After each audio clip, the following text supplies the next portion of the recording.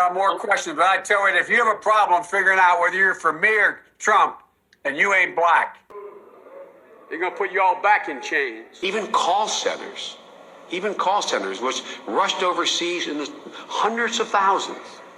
How many times you get the call? I'd like to talk to you about your credit card. Poor kids are just as bright and just as talented as white kids. We have to stop demonizing people and realize the biggest terror threat in this country is white men. You cannot go to a 7-Eleven or a Dunkin' Donuts unless you have a slight Indian accent.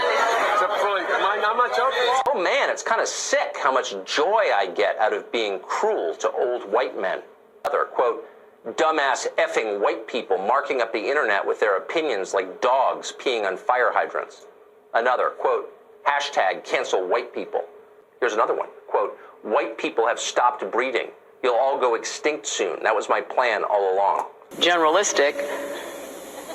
You could put half of Trump supporters into what I call the basket of deplorables. Choosing Joe to be my vice president was one of the best decisions I ever made.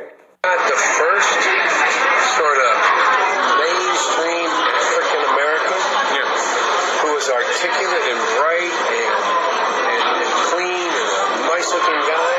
I mean, that's a storybook, man. My son is Attorney General a year in Iraq, came back, and that's one of the things that he finds was most in need.